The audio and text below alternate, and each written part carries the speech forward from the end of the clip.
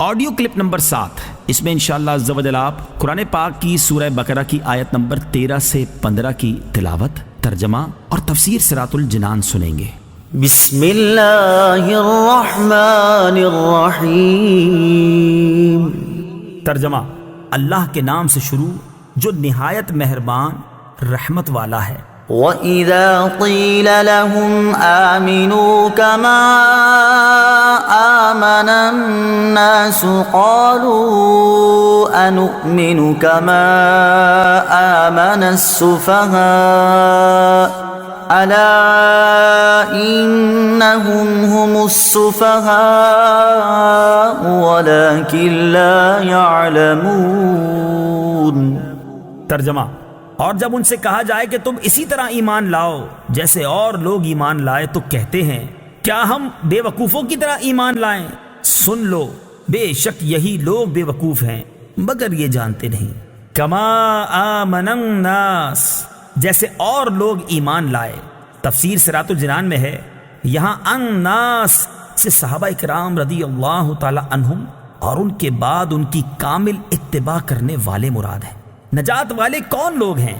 اس آیت میں بزرگان دین کی طرح ایمان لانے کے حکم سے معلوم ہوا کہ ان کی پیروی کرنے والے نجات والے ہیں اور ان کے راستے سے ہٹنے والے منافقین کے راستے پر ہیں، اور یہ بھی معلوم ہوا ان بزرگوں پر طعن و تشنیع کرنے والے بہت پہلے سے چلتے آ رہے ہیں۔ اس آیت کی روشنی میں صحابہ و ائمہ اور بزرگان دین رحمہم اللہ تعالی کے متعلق اپنا طرز عمل دیکھ کر ہر کوئی اپنا راستہ سمجھ سکتا ہے کہ صحابہ کے راستے پر ہے یا منافقوں کے راستے پر۔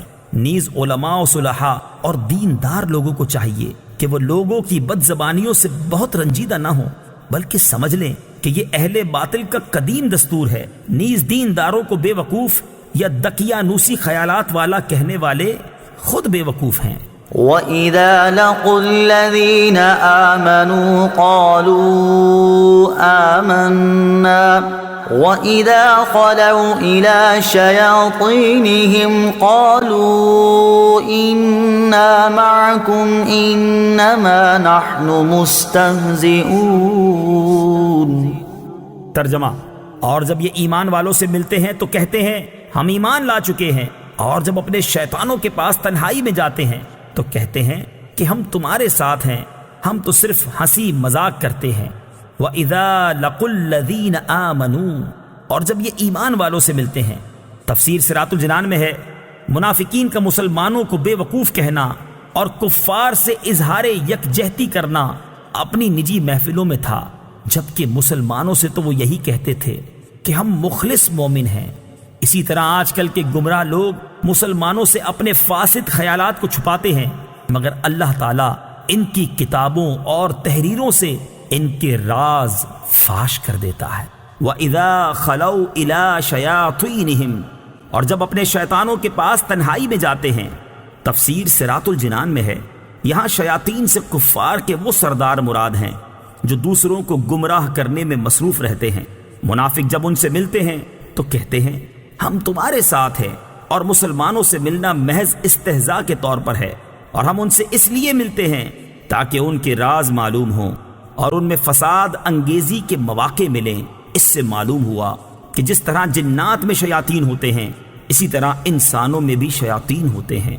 انما نحن مستہزئون، ہم تو صرف ہنسی مذاق کرتے ہیں۔ تفسیر صراط الجنان میں ہے منافقین صحابہ کرام علیہم الرضوان کے سامنے ان کی تعریفیں کرتے اور بعد میں ان کا مذاق اڑاتے تھے۔